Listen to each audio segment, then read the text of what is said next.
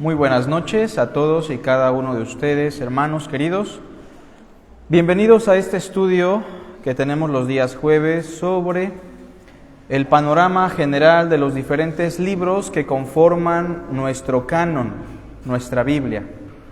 Y bueno, el día de hoy nos toca estudiar un libro, o más bien una carta, que con toda seguridad podemos afirmar es el documento apostólico más influyente en el cristianismo protestante. Cuando me refiero al cristianismo protestante, me refiero al cristianismo que nace a partir de 1517, a razón de la Reforma protestante. El cristianismo protestante básicamente está conformado por toda congregación evangélica, llámese pentecostal, llámese bautista, llámese metodista, querramos o no, todos tenemos una influencia directamente de la Reforma protestante. Es decir, si nosotros creemos que solo la Biblia es la fuente de verdad, si creemos que solo Cristo, solo la fe en Cristo, solo la gracia de Dios y solo a Dios la gloria, entonces nosotros de alguna manera tenemos una influencia del cristianismo protestante. Bien, pues uno de los documentos que más influencia tuvo en el cristianismo protestante, y lo sigue teniendo, es la carta a los Romanos, una de las cartas más importantes del Nuevo Testamento y que fue de mucha influencia, de gran impacto para este monje de la orden de Agustín llamado Martín Lutero, que de seguro todos ya han escuchado.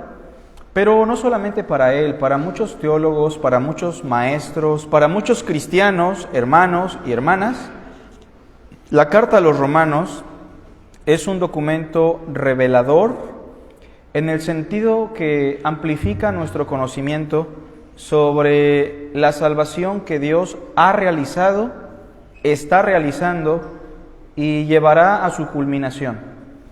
Y por eso quiero hoy hablar un poquito sobre la carta a los Romanos, no solamente con el fin de despertar el hambre por escudriñar esta carta, sino también para que usted pueda compartir el Evangelio de una manera más eficaz. Bueno, leamos por favor Romanos, capítulo 1, del verso 1 al 7. Y recuerden que estamos en un estudio, con toda seguridad ustedes pueden levantar su mano, hacer alguna pregunta, realizar algún comentario.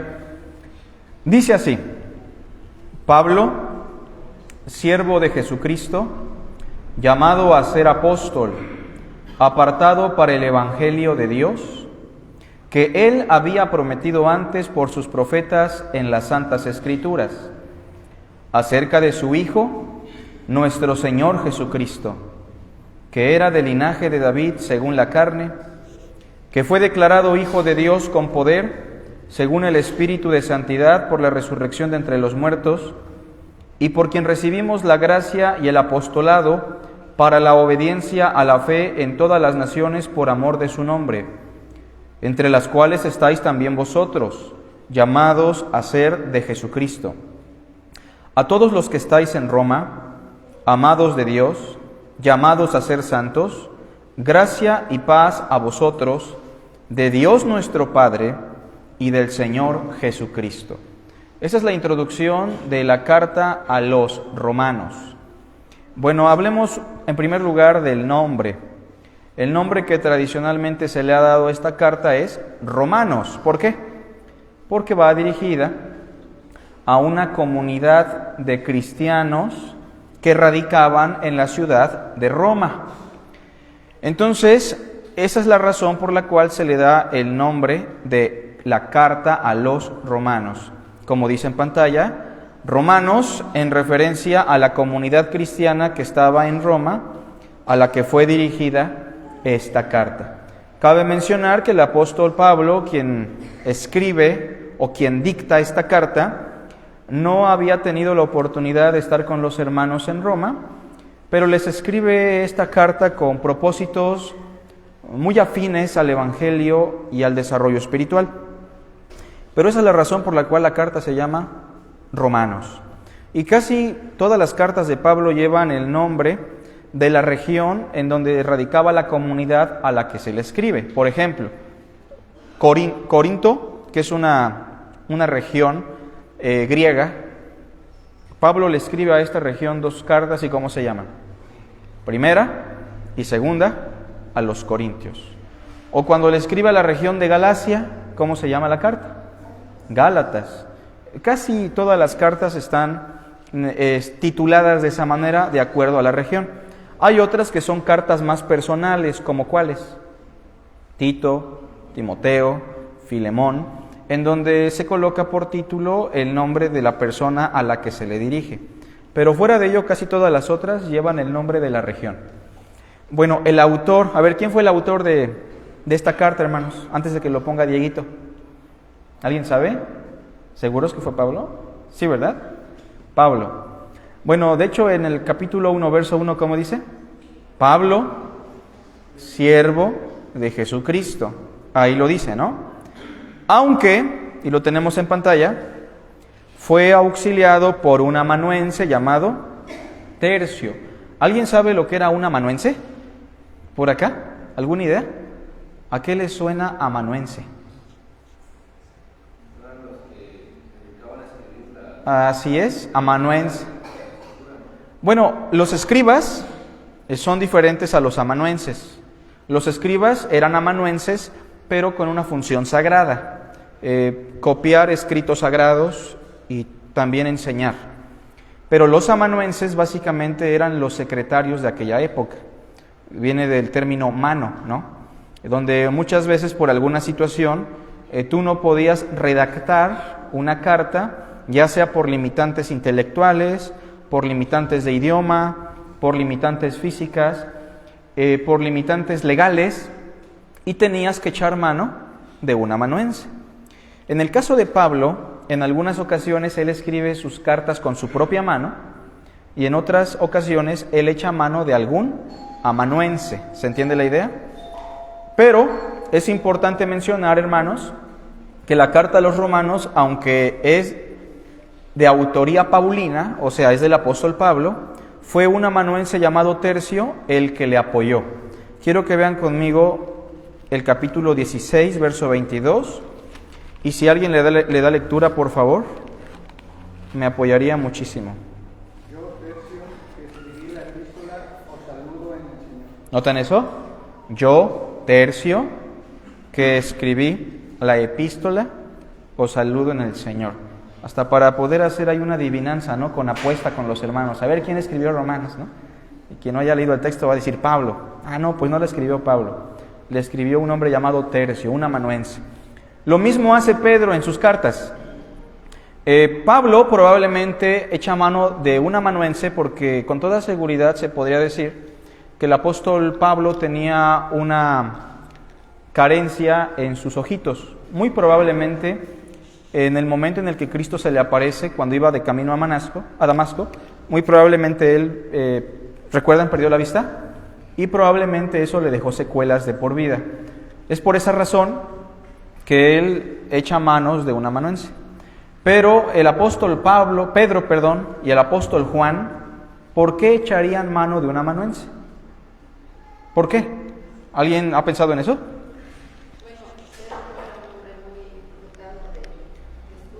Claro, Pedro y Juan echan mano de los servicios de un amanuense, porque ellos, recuerden, son hombres del vulgo, ¿y qué? Y sin letras. Ellos no dominan el griego a la perfección como sí lo domina el apóstol Pablo, y es por esa razón que tienen que echar mano de un amanuense. Pero eso lo vamos a encontrar en muchas cartas en el Nuevo Testamento. Pero si buscan conmigo,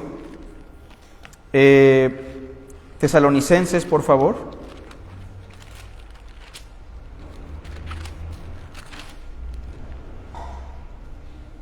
Segunda carta a Tesalonicenses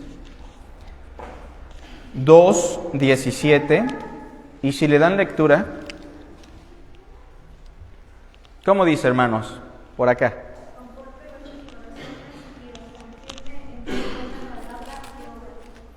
Bueno, era 3:17, perdón, me equivoqué, pero también está bonito, ¿verdad? A ver, vamos al 3:17, por favor, hermana, discúlpeme. Las salutaciones de mi propia mano de Pablo, que es el signo en toda carta mía, así escribo. ¿Qué cosas podemos destacar de este verso? Fíjense, la salutación es de mi propia mano. ¿Qué está diciendo? Que al menos el saludo él lo escribió.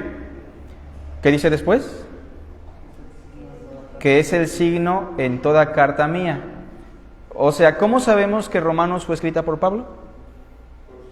Porque lleva su nombre en el saludo. ¿Cómo podemos determinar que Hebreos no lo escribió Pablo? Que ha sido tan sonado, ¿no? Porque Hebreos no lleva su firma. Y acuérdense que circulaban muchas cartas pseudoapostólicas y para Pablo es muy importante colocar siempre su nombre. Entonces, dejando esto en claro, vamos a la fecha. La fecha de escritura, muy probablemente, y solo es una probabilidad, fue del 57 al 58 después de Cristo. Acuérdense que con las fechas, sobre todo de esta naturaleza, no podemos ser siempre objetivos. Hay mucha subjetividad con respecto a la exactitud de ciertas fechas. Pero bueno, se escribe más o menos por esa fecha y adivinen desde dónde escribe la carta. ¿Alguien sabe? ¿Desde Jalapa? ¿No? ¿Desde dónde escribe la carta? ¿Alguna idea? Aunque sea, nomás digan algo, ¿no? Desde Corinto, precisamente. ¿Cómo lo sabemos? Fíjense, busquen conmigo Romanos.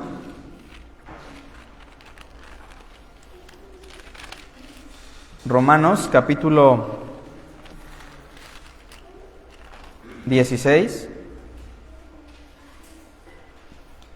versículo 23.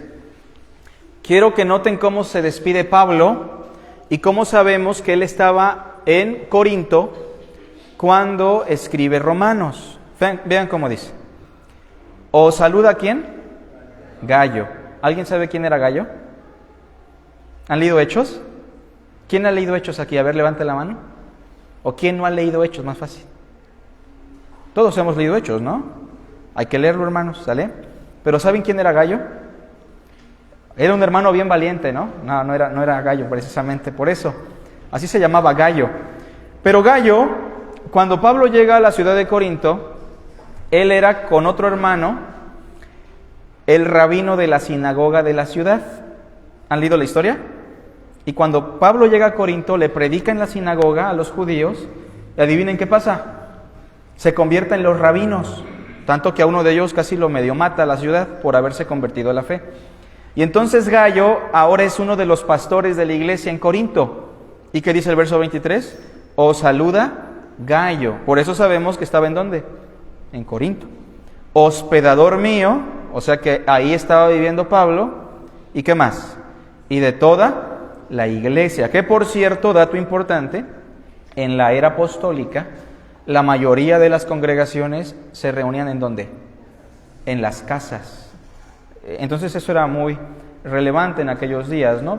Por la persecución y por muchas otras cosas. También dice, os saluda Erasto, tesorero de la ciudad, y el hermano Cuarto. Y por esos datos podemos saber que él escribe desde Corinto. Ahora, Corinto era una ciudad situada en una isla, y en Corinto lo que proliferaba era el comercio. Eran dos cosas, el comercio y adivinen qué otra cosa. ¿Qué cosas hacían famosa a Corinto? Una, el comercio, porque era un puerto, y donde hay puerto hay negocio. ¿Qué otra cosa la hacía famosa? Su templo, ¿se acuerdan? ¿En dedicación a quién? Afrodita, a una diosa griega. ¿Diosa de qué? Del mal llamado amor. Y en la Acrópolis de Corinto, que es la parte más alta, imagínense el cerro de Macultepec, ahí en la tirolesa, estaba el templo de esta diosa, y había aproximadamente unas 300 sacerdotisas que aparte en la tarde-noche descendían a la ciudad. Estaban identificadas porque estaban peloncitas o rapadas, ¿no? Por eso Pablo dice, cúbranse, hermanas, porque algunas de ellas se habían convertido a la fe, y les dice Pablo, oigan, si no tienen cabello al menos pónganse un velo, porque la gente va a pensar que siguen ofreciendo el servicio, ¿no? Y entonces Corinto era reconocida no solamente por el comercio, sino también por la inmoralidad sexual. Tanto que tenemos un caso de inmoralidad muy fuerte en la carta a los Corintios, ¿no? Que lo vamos a ver dentro de 8 días. Pero entonces imagínense a Pablo, él mirando el comercio, un mundo vano, un mundo que gira sin sentido, mirando también la inmoralidad, la depravación, el pecado. Es así que Pablo escribe la carta a los romanos. Seguramente cuando habla del capítulo 1 de la homosexualidad, del lesbianismo, del desorden social, él no solamente lo tiene en su mente, sino que lo está mirando con sus propios ojos. ¿Entiende la idea? Porque escribe desde Corinto. Bueno, esa es la fecha próxima. Entonces fue una de las primeras cartas. A ver, les pregunto ahora, ¿cuál es la naturaleza literaria de Romanos? ¿Es un libro histórico? ¿Biográfico? ¿Una fábula? ¿Un mito? ¿Qué es? ¿Qué es Romanos? ¿Es un libro? Una epístola, ¿sale? O sea, es una carta, no se les olvide, ¿sale? Pero es una carta didáctica. A ver, ponemos ahí, naturaleza literaria. Es una epístola didáctica. ¿Qué significa eso? Que efectivamente es una carta porque contiene los elementos de saludo, de introducción y saludo final, pero aparte es una carta didáctica porque tiene doctrina incluida. O sea, Pablo en esta carta busca instrucción, busca instruir a los hermanos de Roma. Entonces es una epístola didáctica, ¿sale? Por eso se llama la carta a los romanos. Romanos, entre paréntesis tenemos en pantalla, es lo más parecido a una teología sistemática. ¿Alguien sabe lo que es una teología sistemática? ¿Alguna idea? ¿Qué es una teología sistemática? A ver, hermano Carlos. Es un orden que va. Sí, claro. La teología sistemática, no se les vaya a olvidar, es un estudio sobre Dios y su voluntad de manera ordenada, lógica y coherente. Por ejemplo, los domingos que estamos estudiando teología, ¿no? Y llevamos un orden lógico, coherente, sistematizado. Y la carta a los romanos es lo más parecido a una teología sistemática. Porque fíjense, a ver si alguien recuerda, ¿cuál es el primer tema teológico que aborda Pablo en la carta? Echen memoria, ¿cuál es el primer tema teológico puntual que aborda Pablo en la carta? ¿Cuál?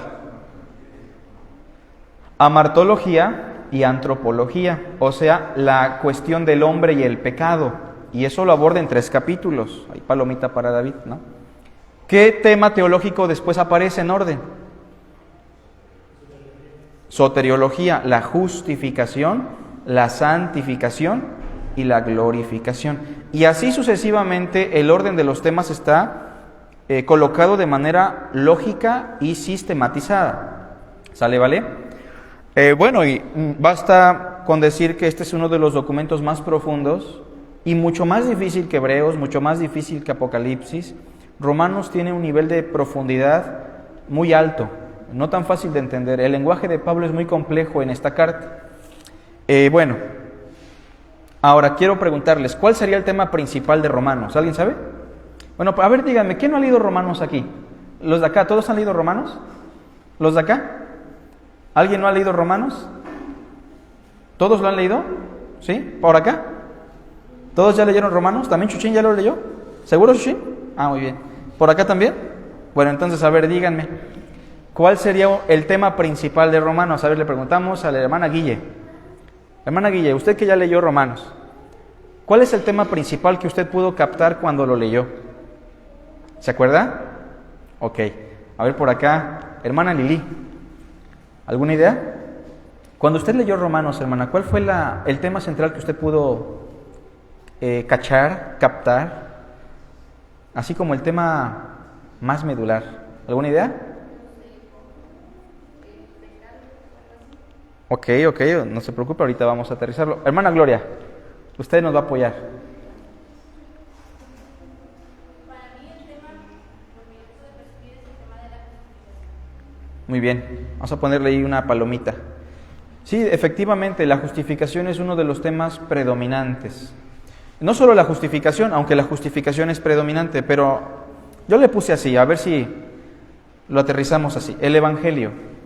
Básicamente el Evangelio, hermanos, hermanas, acuérdense, es el tema central de la carta a los romanos, ¿sale? Fíjense, lean conmigo el 1, 16 y 17. Y ahí se conjuga también lo que dice nuestra hermanita Gloria. Y yo les animo, hermanas, hermanos, a que lean esa carta, es muy bonita, les va a ayudar bastante, ¿eh? Fíjense, imagínense que esta es una serie de Netflix con varios capítulos interesantes, llenos de intriga, ¿sale? Y van a ver que le van a agarrar el gusto. Como dice Romanos 1, 16 y 17, porque no me avergüenzo del Evangelio, porque es, fíjense, el texto griego dice porque es dinamita, porque es el explosivo de Dios, porque es poder de Dios, ¿para qué? Para salvación a todo aquel que cree, al judío primeramente, porque primero a ellos se les llevó, pero también ¿para quién? Para los gentiles, para los paganos, para los griegos. Y noten cómo en el verso 17 se define un poquito lo que dice Gloria, porque en el Evangelio la justicia de Dios se revela por fe y para fe. Como está escrito, mas el justo por la fe vivirá. ¿Y cómo cierra la carta a los romanos? Vean el capítulo 16, por favor. Verso 25 y 27. Un hermano en voz alta, por favor, con voz de mando, con voz de arcángel. Quien guste. 16, versículo 25 al 27.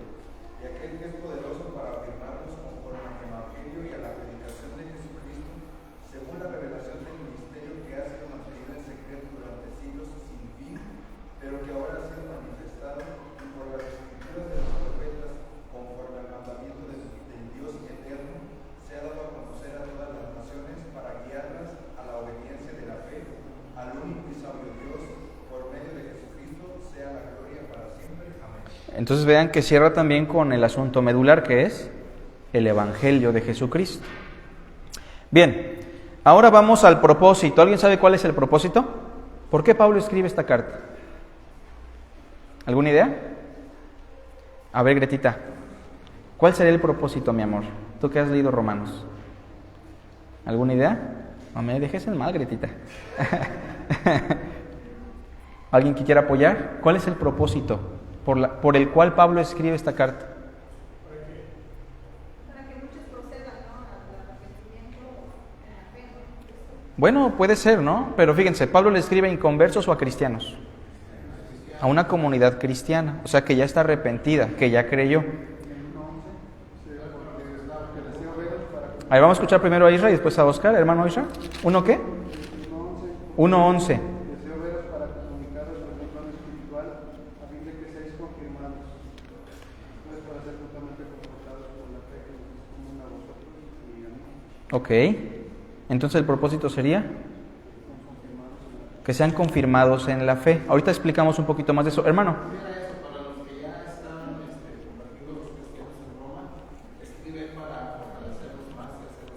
Sí, fíjense, ¿cuántas veces se nos debe de predicar el Evangelio? ¿Cuántas? ¿70 veces 7? Fíjense, hay hermanos que piensan que el Evangelio es necesario predicárselo por primera vez a alguien, que reciba a Cristo por una oración en su corazón y después de eso, no hay más, ya no hay más Evangelio. Le enseñan a cómo predicar, le enseñan a cómo diezmar, le enseñan a cómo actuar. Pero el Evangelio, hermanos, y Gama lo decía en la capacitación para padres, ¿no? Me parece hace tiempo, debe ser explicado de manera constante y de por vida para que estemos confirmando nuestra fe. ¿Qué significa esto de confirmar la fe? ¿Alguna vez se han preguntado por qué hermanos que vienen de otras iglesias y de buenas iglesias les decimos, hermano, le animamos a que tome un cursito? ¿Alguien sabe para qué es el curso? ¿Para qué es, hermanos? ¿Para que puedan participar en el ministerio? No precisamente. No, el curso que damos, el discipulado, es una confirmación ¿de qué? de la fe. Porque ahí se puede dar cuenta, y nos podemos dar cuenta, si la persona tiene el Evangelio correcto, si ha entendido la justificación, si realmente conoce a Cristo o no conoce a Cristo. Por ejemplo, en el curso que damos, que se llama Los Primeros Rudimentos, que empezamos con un primer rudimento que se llama el arrepentimiento de obras muertas. Hay muchos hermanos que vienen de un contexto cristiano y cuando les decimos, ¿usted cree que las obras aportan para la salvación? Lamentablemente hay hermanos que dicen, pues yo creo que sí. ¿Y entonces para qué sirve el curso? Para que se confirmen en la fe, para que sepan que no existe ninguna obra que pueda salvar ni abonar a la salvación, excepto la que hizo Jesucristo. Entonces, la carta a los romanos, sin problema, podría ser un curso de discipulado o no. ¿Serviría para confirmarnos en la fe, sí o no? Pues sí. Y entonces el propósito es capacitar a la distancia. Noten cómo ya existía eso de la capacitación a la distancia, pero no era por Zoom, sino por cartas, a una comunidad que anhelaba la enseñanza del Evangelio en boca del apóstol. Noten cómo dice Pablo en el versículo 1:13, pero no quiero, hermanos, que ignoren que muchas veces me he propuesto ir a vosotros. O sea, él anhelaba ir, ¿no? Y los hermanos también anhelaban recibirlo. Pero hasta ahora he sido estorbado para tener también entre vosotros algún fruto como entre los demás gentiles. A griegos y a no griegos, a sabios y a no sabios soy deudor. Así que, en cuanto a mí, pronto estoy a anunciaros el Evangelio también a vosotros que estáis en Roma. Pero vamos a agregarle, ¿no? Pero entre tanto que no voy, les mando esta cartita, ¿no? Para que se capaciten. Y miren qué carta, ¿no? Que para nosotros es muy profunda. Entonces, ¿entiende el propósito, hermanos? Ojo, si usted quiere capacitar a sus hijos, a su esposa, a su familia, use la carta a los romanos. Aunque es complicada, tiene un nivel de comprensión muy asequible para todos. Vamos con la estructura, hermanos. Estructura. Bueno, esto es bien fácil, no está tan complicado, fíjense. La estructura, hermanos, no quiero que se les olvide, se divide en dos secciones importantes. A ver, del capítulo 1 al capítulo 11, tenemos la sección que trata la doctrina, que trata la enseñanza. Podríamos decir, es la sección doctrinal, es la sección didáctica. ¿Sale, vale? En esta sección podemos aprender todo lo concerniente a la doctrina del Evangelio. Y la segunda sección, que abarca del capítulo 12 al capítulo 16, es una sección práctica. ¿Se entiende la idea? Entonces, ya del capítulo 12 hasta el capítulo 16, tenemos una sección que es más práctica. Bueno, vamos a la primera sección, a la sección doctrinal, que abarca 11 capítulos. Vamos a darles ahí una estructura muy sencilla, pero muy fácil de digerir también. Inciso A. Lo primero que aborda Pablo, y ya lo mencionábamos hace ratito con Dan, es la universalidad del pecado. En esta sección, que abarca del capítulo 1 al capítulo 3, es donde vamos a encontrar expresiones famosas, como la que dice, por cuanto todos pecaron. ¿Qué es eso?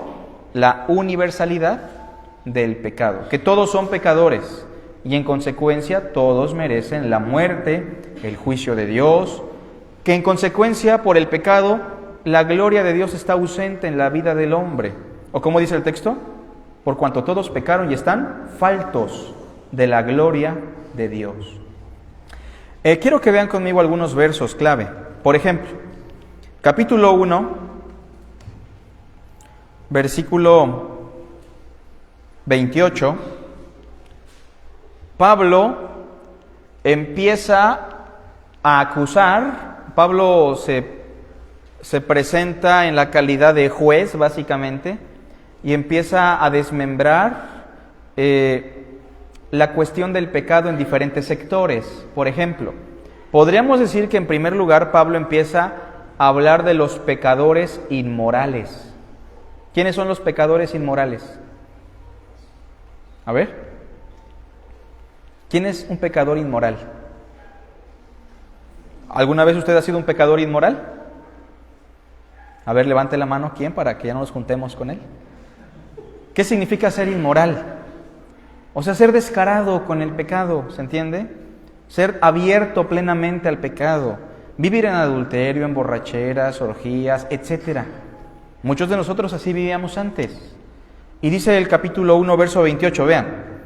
Y como ellos no aprobaron tener en cuenta a Dios, se refiere a los gentiles, pero específicamente a los que viven en suma inmoralidad, Dios los entregó a una mente reprobada para hacer cosas que no convienen, estando atestados de toda injusticia, fornicación, perversidad, avaricia, maldad, llenos de envidia, homicidios, contiendas, engaños y malignidades. Y así empieza a acusar a los pecadores que viven en inmoralidad. ¿Sale? Vean el capítulo 2, verso 1. Y aquí Pablo empieza a acusar a los judíos, pero en un sector. Vamos a llamarle el pecador moral. ¿Alguien sabe qué significa ser un pecador moral? ¿Alguna idea? ¿Qué significa esto de ser un pecador moral? Es un pecador reservado, pero ¿es igual o no? Alguien que no peca abiertamente, que es muy discreto, ¿no? Pero al final de cuentas, ¿es igual o no? Capítulo 2, verso 1, dice: por lo cual eres inexcusable, oh hombre, quien quiera que seas tú que juzgas. Pues en lo que juzgas a otro, porque es inmoral, porque es descarado, ¿qué dice? Te condenas a ti mismo, porque tú que juzgas, ¿qué dice? Bueno, más discreto, ¿no? Pero ¿hace lo mismo o no? Al final de cuentas, sí. Y vean el capítulo 2, versículo 17, termina condenando a los pecadores que se sienten religiosos. ¿Quiénes son los pecadores religiosos? Fariseos. Muchas veces nosotros hemos caído en ese rubro, ¿o no? Pues sí, ¿qué dice el 17? He aquí tú tienes el sobrenombre ¿de qué? De judío. Y te apoyas en la ley. Vamos a traducirlo al cristianismo, ¿no? He aquí tú tienes el nombre ¿de qué? El sobrenombre ¿de qué? De cristiano. Y te apoyas en las sagradas escrituras. Y te glorías en Dios. Y conoces su voluntad. E instruido por la ley apruebas lo mejor. Y ya saben lo que viene, ¿no? Tú que enseñas que no se ha de robar, ¿robas? Tú que dices que no se ha de cometer abominación de los ídolos, ¿cometes sacrilegio? Y entonces Pablo condena a todos los sectores. ¿Todos hemos pasado por esos carriles o no? A ver, levante la mano, ¿quién ha sido un pecador inmoral alguna vez? Sin temor. Ya se animó uno. A ver, levanten la mano, ¿quién ha sido inmoral? Sí, bueno, casi la mayoría, ¿eh?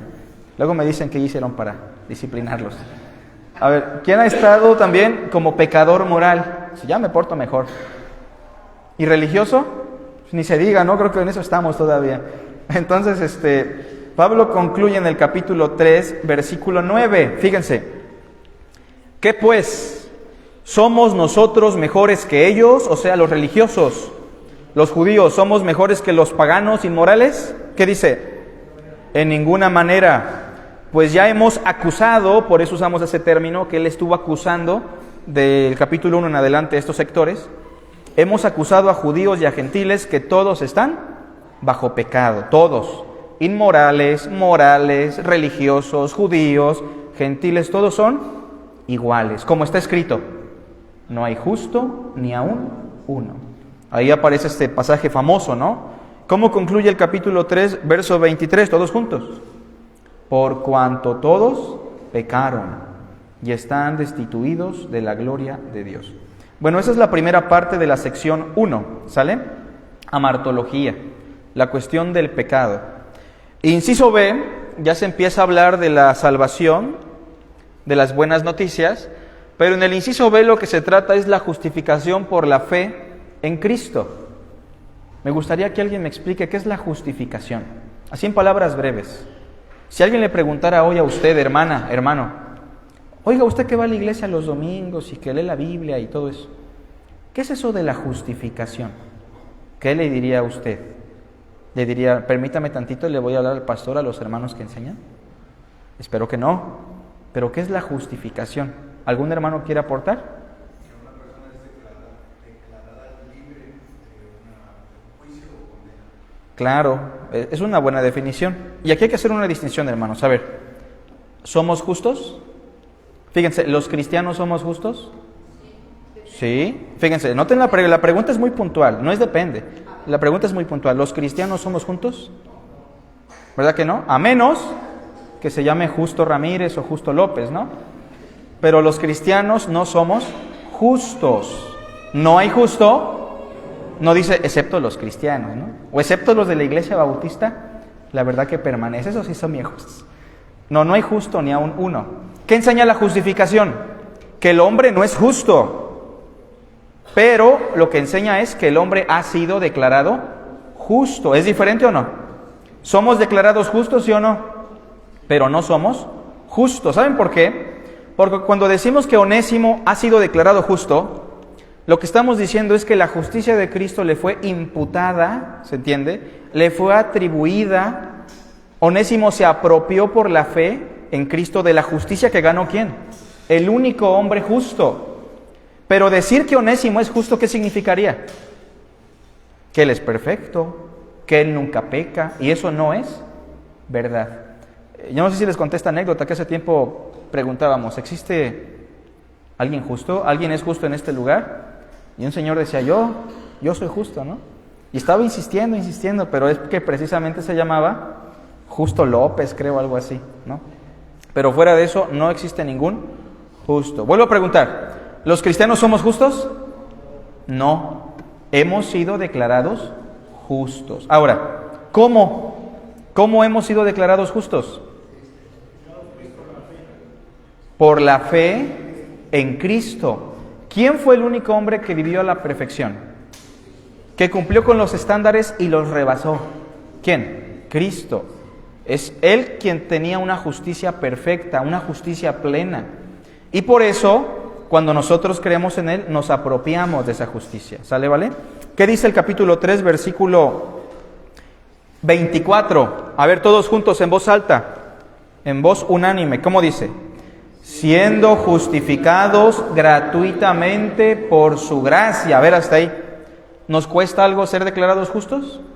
No, es gratuitamente por el favor de Dios, por su gracia. Ahora, ¿por medio de qué? Mediante la redención, o sea, mediante la obra de rescate que hizo ¿quién? Cristo Jesús. Como dice Romanos 5.1, todos juntos. 5.1 dice, justificados pues por la fe, tenemos paz para con Dios por medio de nuestro Señor Jesucristo. Y aquí hagamos una pregunta clave. ¿La fe me justifica? Fíjense qué pregunta tan importante. ¿La fe me justifica? ¿Cómo ven? La fe en Cristo. Cristo justifica por medio de la fe. Pero podemos tener mucha fe, ¿se entiende? Pero si Cristo no está en la ecuación, de nada nos sirve. ¿Sale, vale?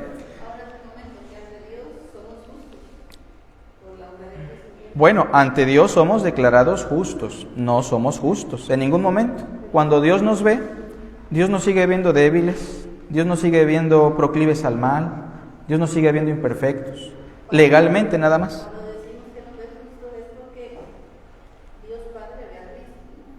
Legalmente hablando, sí. Así es, solo legalmente. Sí, solo en la posición de juez, solo es que Dios nos puede ver justos por la justicia de Cristo, pero desde una posición legal, porque en la realidad no somos justos. ¿Sale, vale? Bueno, inciso B entonces, esto abarca del 3 al 5, ¿sale? Y ahorita apuntando a lo que dice mi madre, fíjense, en el inciso C. Tercer aspecto teológico que aborda Pablo, ¿cuál es? Después de la justificación, ¿qué viene? La santificación. ¿Sí lo ven? Ahora, ¿qué es la santificación? Lo vamos a definir bien fácil. Si la justificación significa que Dios me ha declarado justo, la santificación significa que Dios me está haciendo justo, ¿se entiende?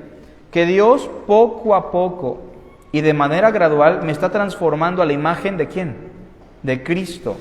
Pregunto, ¿estamos caminando hacia la justicia o no? ¿Cada día nos parecemos más a Cristo? A ver, voltea a ver a su hermano de junto. Voltéelo a ver, tantito, no importa si es mujer, hombre.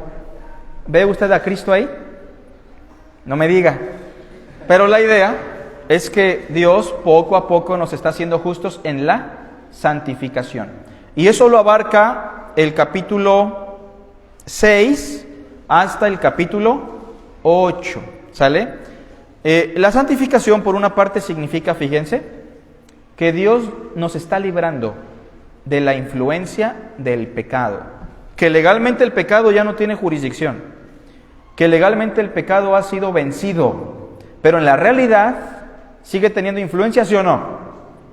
¿Pero qué nos enseña la justificación? Que solo el pecado puede tener injerencia en nosotros si nosotros se lo permitimos. Porque el pecado ha sido vencido. El Espíritu está en nosotros o no. Y tenemos todo el poder del cielo, si lo quisiéramos, para poder vencer al pecado. ¿Quieren ver un ejemplo? Vean el capítulo 6, verso 1.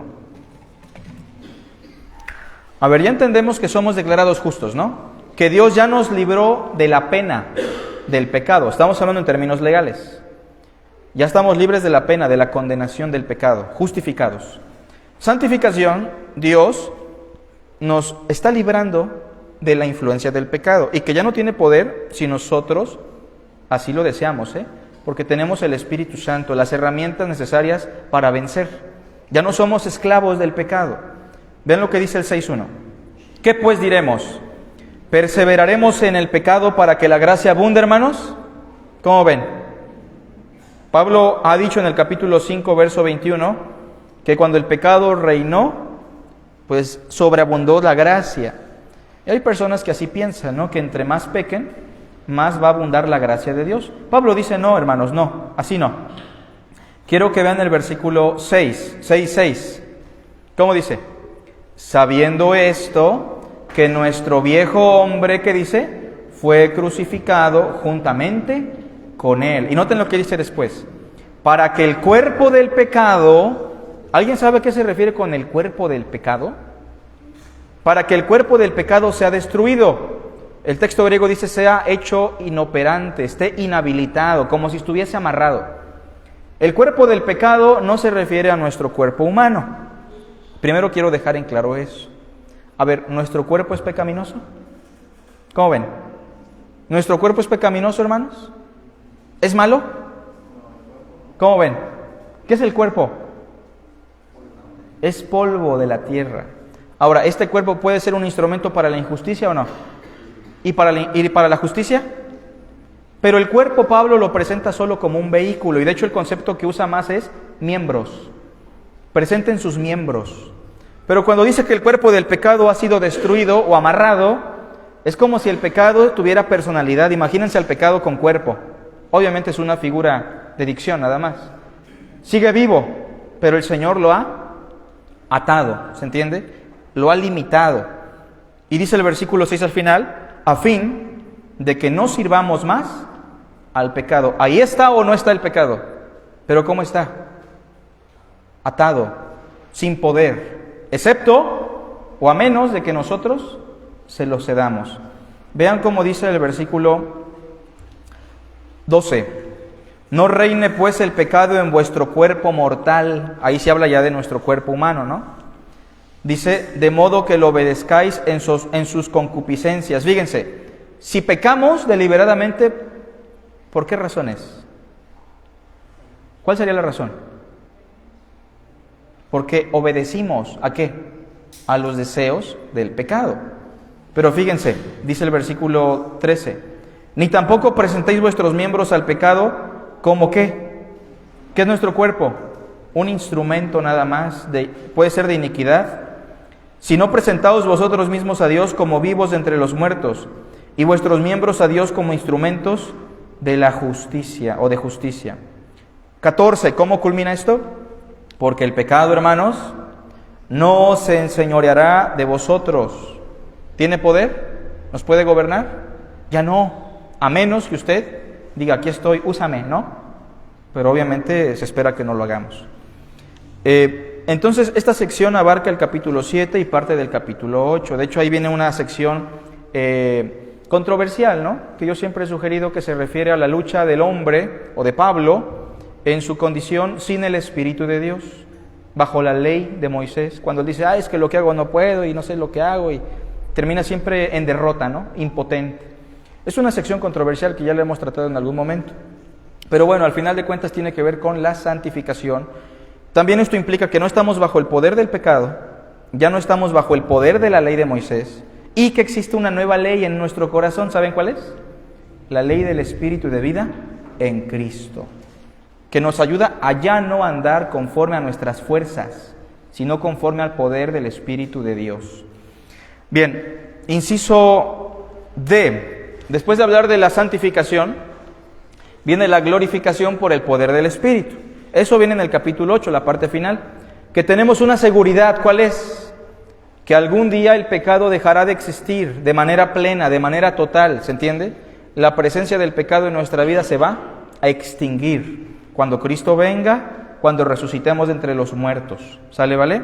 De eso trata el capítulo 8. De hecho, hay un versículo que tal vez usted conoce, que dice, tengo por cierto que las aflicciones del tiempo presente, ¿qué dice? No son comparables a la gloria venidera que en nosotros ha de manifestarse. ¿Sale, vale?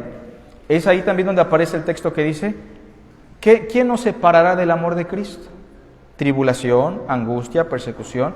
Antes en todas estas cosas somos más que vencedores. Ahí se habla de la glorificación, que vamos a resucitar con un cuerpo glorioso, sin la presencia del pecado, sin la muerte, ¿se entiende? Bueno, después viene una sección larga, inciso E, que abarca desde el 9 al 11, pero la voy a fragmentar, es sencilla de entender. Capítulo 9 habla sobre la elección de Israel en el pasado, cómo Dios eligió a los israelitas. Hay un texto que dice, a Jacob amé y a Esaú aborrecí. Y aunque habla de la elección de Israel, también empieza a salpicar la elección universal de Dios para judíos y gentiles, y explica la cuestión de la elección, ¿no? Pero el tema medular es Israel, la elección de Israel. Capítulo 10, inciso F, se habla de la condición de Israel en el presente. ¿Cuál es su condición? Una condición de dureza, tienen celo de Dios, pero no conforme a ciencia, buscan su propia justicia, de eso habla el capítulo 10. Entonces fíjense cómo de manera sistemática el 9 habla de Israel en el pasado, capítulo 10, Israel en el presente, y adivinen, capítulo 11, Israel en el futuro, inciso G. La plena redención de Israel en el futuro.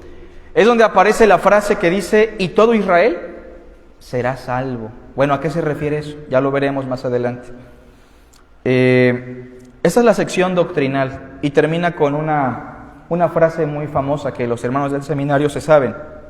Oh, profundidad de las riquezas, de la sabiduría y de la ciencia de Dios. Cuán insondables son sus juicios e inescrutables sus caminos. Porque ¿quién conoció la mente del Señor? ¿O quién fue su consejero? ¿O quién repartió y le dio para que él tuviese? Porque de él y por él y para él es toda la gloria. Y bueno, así termina la sección doctrinal y viene entonces la segunda sección, la práctica, que es la sección pues más chiquita, pero no deja de ser también profunda. Bueno, en la sección práctica, hermanos, yo lo hice así, a ver si les gusta, ¿no? Ustedes pueden comentar. En el inciso A se habla de nuestro culto a Dios en el contexto del ministerio de la iglesia. Primero que vean esa palabra culto. Hay un texto que dice, presenten sus cuerpos en sacrificio vivo. O sea, preséntense totalmente a Dios en un sacrificio en vida. Ese es su culto más lógico, congruente. Y Pablo después dice, no se conformen en este siglo, renueven su mente, comprueben cuál es la buena voluntad de Dios, agradable y perfecta. Pero todo eso en el inciso A lo dice en el contexto del ministerio de la iglesia. O sea, capítulo 12, si lo ven conmigo, Pablo dice que todos somos ministros y que servir a Dios, que rendirle culto significa ejercer un ministerio ¿en dónde? En la iglesia. Por cierto, ¿todos aquí tienen un ministerio, hermanos? ¿Sí o no? Fíjese, aunque no lo ejerza usted, cuando Dios lo salvó, ¿le asignó un ministerio o no? Que no lo ejerza puede ser por razones ya personales, pero todos tenemos asignado un ministerio por Dios. Todos tenemos dones, ¿o no?, asignados por el Señor en el momento de nuestra redención. ¿Y qué dice el capítulo 12, verso 3? Digo pues, por la gracia que me es dada, ¿qué dice después? A cada cual que está entre vosotros, que no tenga más alto concepto de sí que el que debe tener, sino que piense de sí con cordura, con congruencia, con lógica, conforme a la medida de fe. Al ministerio cristiano, a las capacidades espirituales, ¿cómo le llama aquí Pablo? La medida de fe. Todos tenemos una medida repartida del Señor para servirle en la congregación. Y servirle, darle culto en el contexto de la iglesia significa, versículo 6, todos juntos, que teniendo diferentes dones, según la gracia que nos es dada, si tenemos el de profecía, como es el caso de algunos, úsese conforme a la medida de la fe. Otros, verso 7, tienen el don de ¿qué? Del servicio. Entonces, ¿qué tienen que hacer? Servir. ¿Y el que enseña qué debe hacer? Enseñar. Y así sucesivamente nos habla de cómo debemos darle culto a Dios en el contexto del ministerio. El ministerio no es fácil. Uno de los retos más grandes va más allá de las capacidades. Tiene que ver con el amor y la interacción con nuestros hermanos. Capítulo 12, versículo 10. ¿Cómo dice? Vamos desde el 9. El amor sea sin qué. Y eso en el contexto del ministerio. Aborrezcan lo malo, ministros. ¿Qué más? Sigan lo bueno. Ámense los unos a los otros con amor fraternal. En cuanto a honra, prefiéranse los unos a los otros. ¿Qué dice? En lo que requiere ¿qué? Diligencia. Los ministros debemos ser diligentes. ¿Qué dice? No perezosos, fervientes en espíritu, sirviendo al Señor. Bueno, esa es la cuestión del inciso A en la sección práctica. Inciso B, se habla de nuestro culto a Dios en el contexto de la sociedad. ¿También le damos culto a Dios en el contexto de la sociedad, hermanos, sí o no? Por ejemplo, capítulo 13, verso 1, ¿cómo dice? Sométase toda persona a las autoridades superiores. A ver, dígame una autoridad superior a la cual debemos someternos en la sociedad. ¿A quién? A ver, ¿quién paga impuestos aquí? Levante la mano. ¿Quién le paga al SAT? Varios, ¿no? ¿Ya hizo su declaración? ¿Ya pagó? Porque a veces buscamos al contador, y lo digo porque mi esposa es contadora, y queremos que el contador, o pensamos que el contador está ahí ¿para qué? Para hacer chanchullo, ¿no? Para hacer trampa. Sí, pero contador, hay que pagar menos. No depende del contador. Hay que pagar lo que se tiene que pagar. ¿Qué otra autoridad? Del tránsito. A veces no estamos dispuestos, ¿no?, a comprar la verificación. A mí me salió un poquito más cara, ¿verdad? Porque la hice por fuera, pero no estamos muchas veces dispuestos a someternos a los requerimientos de la sociedad, de las autoridades. Pero tenemos que hacerlo, hermanos. Hay hermanos que pueden pasar 10 años y la camioneta, el carro debe todo, ¿no? No nos gusta, pero debemos someternos. El predial, el agua, la luz, todo eso tenemos que hacerlo, hermanos. ¿Por qué? Porque eso significa rendirle culto a Dios, ¿sí o no? Eso significa rendirle culto a Dios. Cuando entramos a una tienda, ¿no? O por ejemplo, nosotros entramos al penal. Y algo que a mí me choca cuando entramos al penal, ¿saben qué es? Que siempre nos piden el cubrebocas y nos piden la careta. Y pues ya, la verdad no me gusta. ¿Pero por qué lo hacemos? Porque tenemos que someternos a las autoridades. O luego se nos ponen al brinco, ¿no? Llevamos comida, nos reciben. Llevamos otra comida, no nos la quieren recibir. Y el hermano Fran es el que siempre está al frente, ¿no? Y él tiene que aprender a someterse, guardar la postura, nosotros ahí apoyarle. Es difícil, hermanos, pero eso significa rendirle culto a Dios, ¿sí o no? Someternos a las autoridades. Quiero que vean lo que dice el 13.1. Sométase toda persona a las autoridades superiores, porque no hay autoridad sino de parte de Dios. Y las que hay, por Dios han sido establecidas. Y yo siempre he dicho, y no sé si estén de acuerdo conmigo, que tenemos la autoridad que merecemos, ¿sí o no? Muchas veces así es. Tenemos la autoridad que merecemos. Bueno, inciso C. Nuestro culto a Dios en el contexto de nuestras relaciones en la iglesia. Ya no es el ministerio, sino más bien nuestras relaciones. A ver, en la iglesia tenemos hermanos maduros, ¿sí o no? A veces son poquitos, ¿no? ¿Y tenemos hermanos inmaduros? De esos proliferamos, ¿no? Crecemos como hierba mala, los hermanos inmaduros, los hermanos débiles en la fe. Somos muy inmaduros a veces, hermanos. ¿Pero qué dice el 13.1? Rendir culto a Dios significa también, 14.1, perdón, que recibamos al débil en la fe. ¿Nos debemos llevar con él o no? ¿Debemos interactuar con él o no? Sí, pero es que él cree que hay que guardar el sábado, que no se deben comer camarones, ¿no? No importa, es débil en la fe, ¿por qué? ¿Saben lo que significa ser débil en la fe? En este contexto, es cuando se piensa que la fe en Cristo no es suficiente para la vida. ¿Se entiende la idea? Que una comida me puede contaminar, me puede afectar, que, vamos a pensar, una canción me puede dañar. Digo, hay canciones que sí pueden dañar, ¿no? Porque son muy nocivas. O que un tipo de ropa me puede afectar en mi relación con Dios. Esos son hermanos débiles en la fe. Y dice el verso, recíbelo, pero no contiendas ¿sobre qué? Sobre opiniones. Porque uno cree que se ha de comer de todo, otro que es débil come legumbres. Ahí en el penal hay hermanos que son débiles en la fe. Y ellos, por ejemplo, muchos de ellos tienen la costumbre de ayunar. ¿Alguna vez hicieron eso ustedes? ¿No comer? Y bueno, hoy llevamos un platillo muy rico. ¿Qué fueron, hermanos? ¿Alguien sabe qué llevamos de comer al penal? Para animarlos. Llevamos camarones al mojo de ajo, con un arroz rojo que hizo la hermana Nere muy rico, una ensalada, un agua de Jamaica, y no creo que nos sirvieron 3 camarones, fueron casi 20 camarones por cabeza.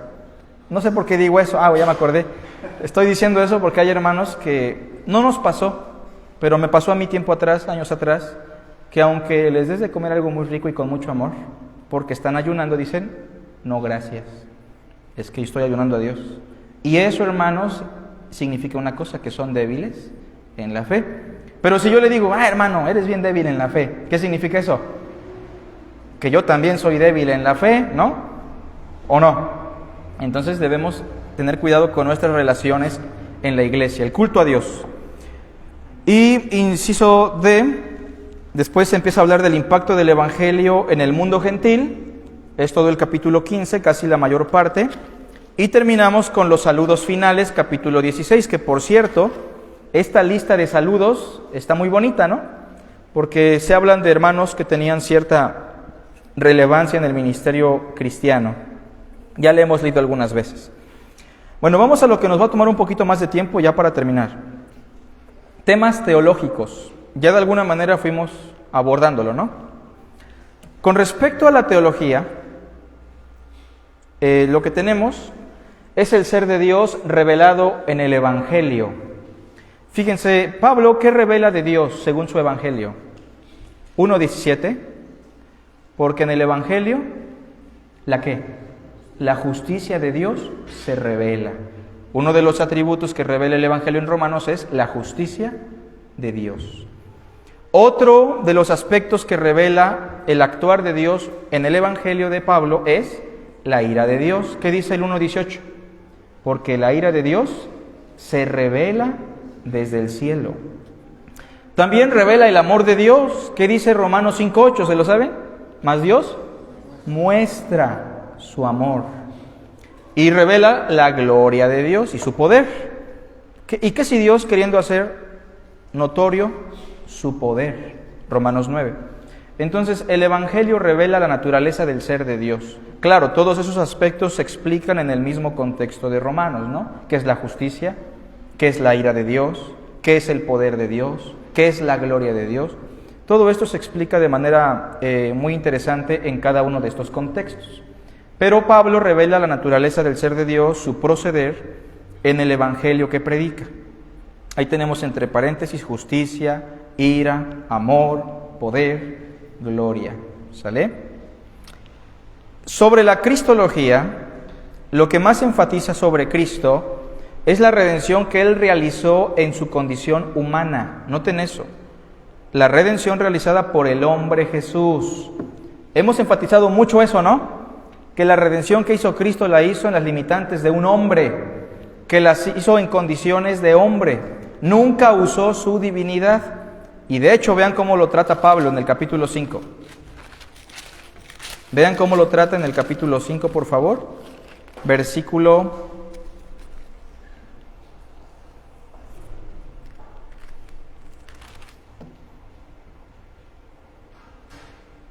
19. Porque así como por la desobediencia de un hombre, ¿quién fue ese hombre? Adán. Los muchos fueron constituidos pecadores, así también por la obediencia de uno, si intuyes un hombre, los muchos serán constituidos justos. El hombre Jesús nos salvó. Vean también lo que dice el versículo 18. Así que, como por la transgresión de uno vino la condenación a todos los hombres, de la misma manera por la justicia de uno vino a todos los hombres la justificación de vida. Entonces se trata el asunto de la humanidad de Cristo como nuestro Redentor, que en calidad de hombre ganó justicia perfecta. Es lo que más enfatiza, ¿no? Sí se menciona un poquito su deidad, sobre todo en el capítulo 1 cuando dice Hijo de Dios, ¿se acuerdan? O Romanos 9:5 que dice de quienes son los patriarcas y de los cuales según la carne vino Cristo, el cual es Dios. O el hecho de que se mencione el concepto de Kyrios, de Señor, en Romanos también refleja un poquito de su divinidad. Sobre la soteriología, o sea, la doctrina de salvación, se habla de la redención en 3 etapas. Si pusieron atención, ya saben cuáles son esas 3 etapas. A ver, al dedazo. A ver, alondrita. ¿Cuáles son las 3 etapas de la redención? Que ya platicamos aquí, de la salvación de Dios. ¿Te puedo ayudar, Shushino, tu mamá? ¿Cuáles serían las 3 etapas? O sea, Dios nos salvó, nos está salvando y nos salvará. En 3 etapas que ya mencionamos. ¿Alguien se acuerda? Justificación, muy bien. ¿Qué más? Después de la justificación, ¿qué viene? Santificación y la hermana Gloria, ¿cómo está? ¿Bien? Glorificación. No se les olvide, Alondrita. Justificación, santificación y glorificación. ¿Qué significa? Justificación, Dios ya nos salvó, ¿sí o no? De la pena del pecado. Santificación, Dios nos está salvando de la influencia del pecado. Y glorificación, Dios nos salvará de la presencia plena del pecado. ¿Queda claro eso? Eso es lo más relevante de la soteriología. Sí se menciona por ahí un poquito la elección, la predestinación, pero bueno, lo que más predomina es lo que ya mencionaba, ¿no? Las 3 etapas. Sobre eclesiología, se menciona bastante el ministerio de la iglesia, sobre todo en el capítulo 12, con respecto a los dones, el ministerio, las actitudes, las cualidades, el amor, la diligencia, la misericordia. Y también se habla de la interacción de sus miembros. Ya hablábamos de recibir al débil en la fe, de tener una conciencia de madurez con los hermanos, de tratarlos con amor, de soportarlos. Entonces, Pablo también trata mucho ese asunto. Seguimos. Me pasé nefmatología, ¿verdad? Perdón. Nefmatología. Discúlpenme, hermano, no me dicen. Ahora sí que avísenme, ¿no? Nefmatología. El poder del Espíritu Santo en el creyente. Esto ya lo explicábamos. Miren, hermanos.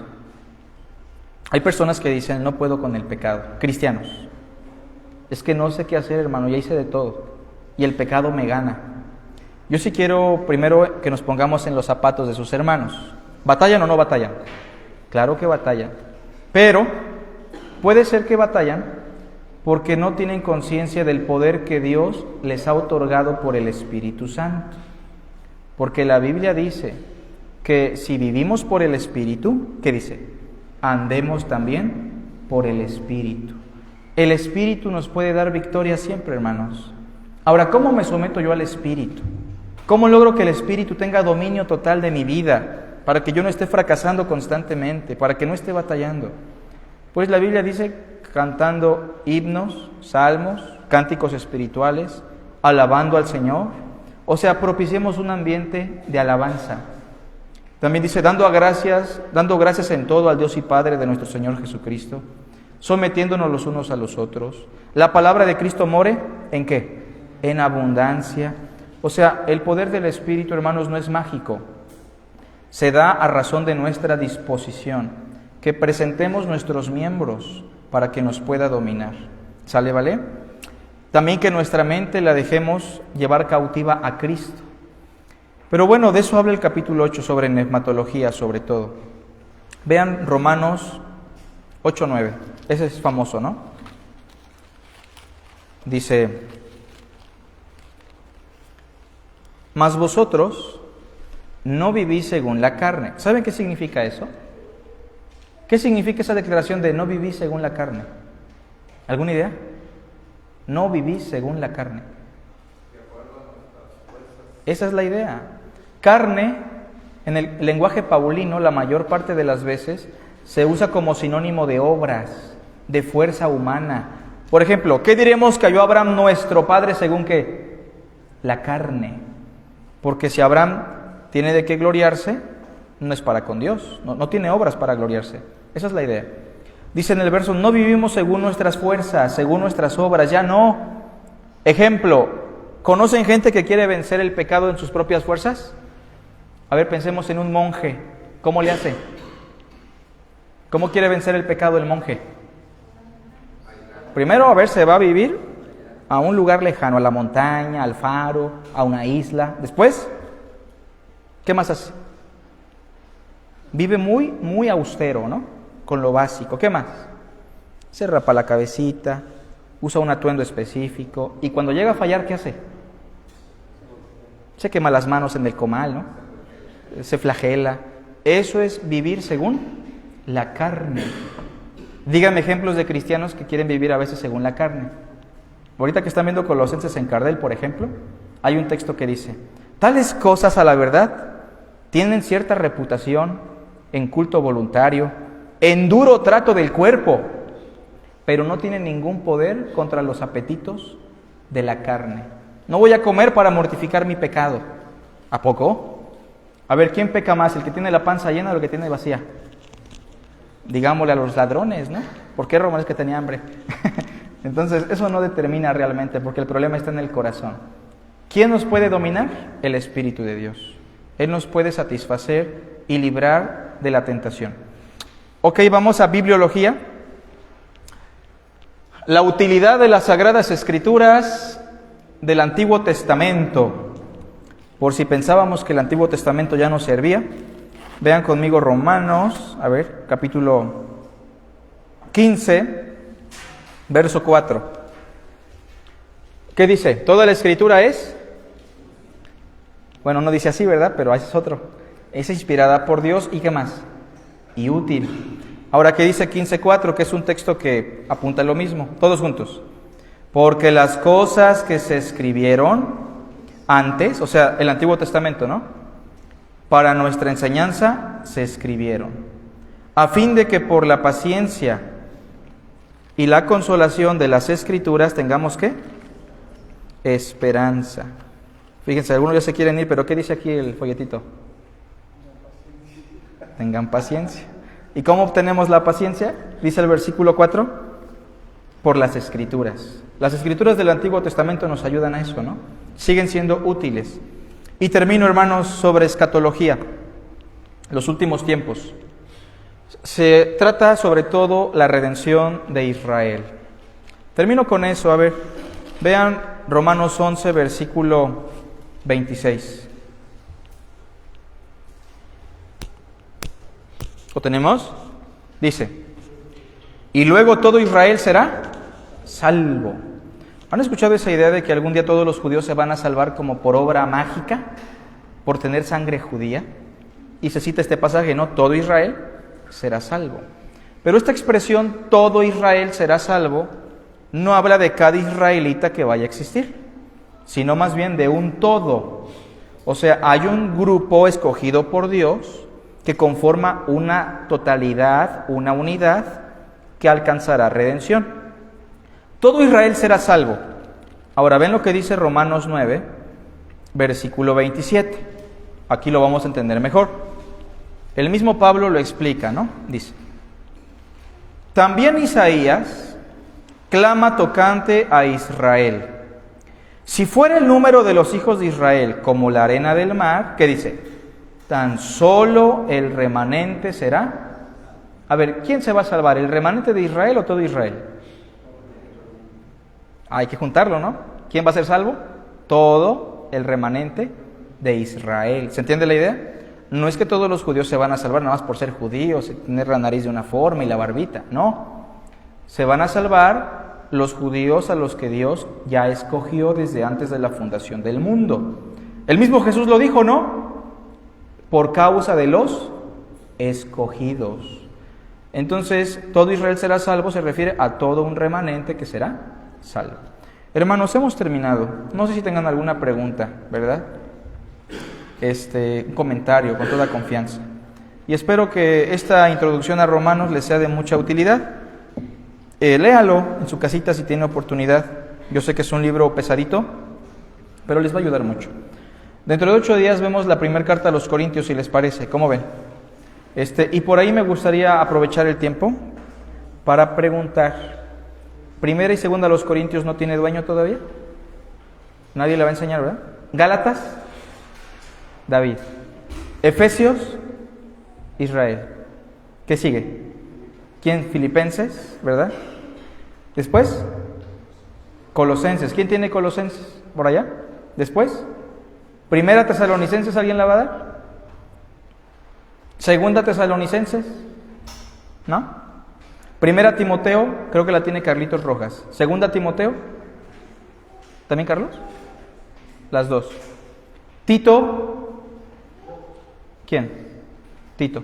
Filemón, hermano Filemón. ¿Qué sigue? Hebreos, ¿no? ¿Hebreos está ocupado? ¿No? Hermano, ¿Hebreos? ¿Usted enseña Hebreos? Ok, hermano Aurelio. Después, es un reto grande, hermano. Hay que invitarle unos tacos al hermano. Después de Hebreos sigue Santiago. ¿Quién tiene Santiago? ¿No? Después, Primera de Pedro. Hermano Gama, se nos está atrasando el hermano Gama. Segunda de Pedro. ¿No? Primera de Juan. Segunda de Juan. Tercera de Juan. Israel, esta vez Israel viene con todo, Judas. Nadie tiene Judas, hermano. Es hora. ¿Sí? Judas. Es que ya la estudiamos, tiene tiempo, ¿no? Y Apocalipsis. Sigue Apocalipsis. Bueno, entonces, nada más quería comentar para que estemos sabidos, porque luego me preguntan y yo no sé quién va a dar qué, ¿sale? Estamos despedidos, hermanos. Que el Señor los guarde y los cuide. Cuídense mucho.